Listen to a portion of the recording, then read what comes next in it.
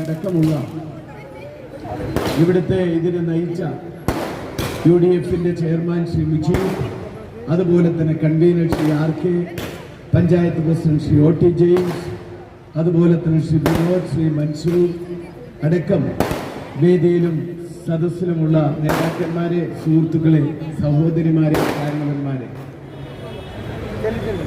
ബഹുമാനപ്പെട്ട അതുപോലെ തന്നെ നമ്മുടെ ബ്ലോക്ക് പഞ്ചായത്തിന്റെ പ്രസിഡന്റ് വിഷ്ണു ടീച്ചർ, അതേപോലെ തന്നെ നമ്മുടെ സെറീന അടക്കം ഉള്ള നേതാക്കന്മാരെ, സുഹൃത്തുക്കളെ, സഹോദരിമാരെ, മോനെ അതൊന്ന്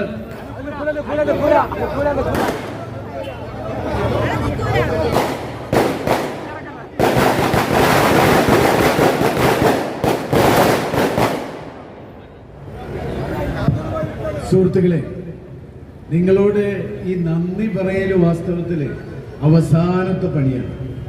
നമ്മളൊരു നല്ല തുടക്കമാണ് അല്ലേ? തുടക്കത്തിൽ നന്ദി പറഞ്ഞ് പിരിയേണ്ടതല്ലല്ലോ, അല്ല. അതുകൊണ്ട് എനിക്ക് പറയാൻ ഒരൊറ്റ കാര്യമാണ്, എന്നെ നിങ്ങൾ ആരും ഒരു MLA ആയി കാണരുത്. എന്നെ നിങ്ങൾ ആരും ഒരു നേതാവായി, ഒരു ജനനായകനായിട്ടൊന്നും എന്നെ കാണരുത്. എന്നെ ദയവ് ചെയ്ത് നിങ്ങളിൽ ഒരാളായി, നിങ്ങളുടെ ബാപ്പുട്ടിയായി എന്നെ കാണണം. കഴിഞ്ഞ കാലത്തെ പോലെ നിങ്ങൾ എന്നെ ബാപ്പുട്ടിയായി കാണണമെന്നാണ് വിനീതമായി എനിക്ക് അപേക്ഷിക്കാനുള്ളത്. പിന്നെ നമുക്ക് കുറേ കാര്യങ്ങൾ ചെയ്യാനുണ്ട്. 2016 നമ്മൾ അതിനു മുൻപ് UDF തുടങ്ങി വെച്ച കുറേ പദ്ധതികൾ, പക്ഷേ LDF ഗവൺമെന്റ് അതൊക്കെ പാതി വഴിയിലിട്ട് ഉപേക്ഷിച്ചു പോയി. ഇനി 9 മാസം കൊണ്ട് LDF ഗവൺമെന്റ് എത്രമാത്രം നമ്മളെ സഹായിക്കുമെന്നൊന്നും എനിക്കറിയില്ല.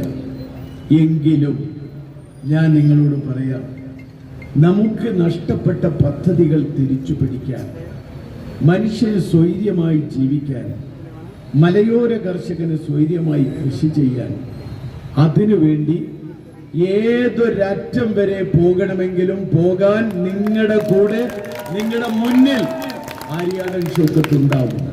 അതാ എനിക്ക് പറയാനുള്ളത്. നമ്മളെ സംബന്ധിച്ചിടത്തോളം കുറേ കാര്യങ്ങൾ നമുക്ക് ചെയ്യാനുണ്ട്.